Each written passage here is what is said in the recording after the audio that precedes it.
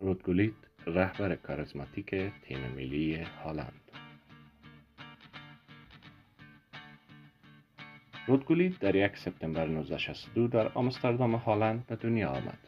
گولیت نخستین گام‌های حرفه‌ای خود را در تیم هارن برداشت و سپس به فاینورد روتردام پیوست، جایی که به عنوان یک بازیکن همه‌کاره درخشید. پس از درخشش در فاینورد و PSV آیندهوون، گولیت در سال 1987 به باشگاه بزرگ آسی میلان ایتالیا منتقل شد.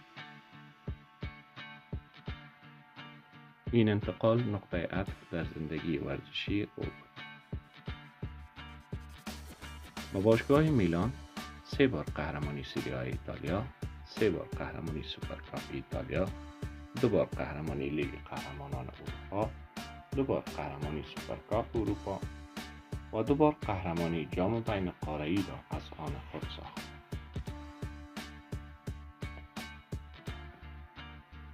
گولیت در تیم ملی هلند نیز نقش یک رهبر واقعی را ایفا کرد. او کاپیتان تیم ملی در یورو 1988 بود، تورنمنتی که هلند برای نخستین و تنها بار قهرمان اروپا شد.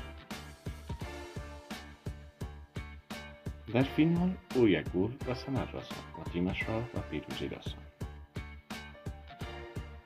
افتخارات فردی رود گولیت شامل توپ طلای 1987، بهترین بازیکن سال هلند در دهه 80 و انتخاب در تیم منتخب یوفا و فیفا در سالهای مختلف بود. رود گولیت یک بازیکن چند پوسته بود. او میتوانست به عنوان هافبک هجومی، وینگر یا حتی مهاجم نوک بازی کند. ویژگی‌های اصلی او عبارت بودند از قدرت بدنی و سرعت بالا، مهارت عالی در دریبل و پاس، ضربات سر قدرتمند، توانایی رهبری در زمین و بیرون از آن.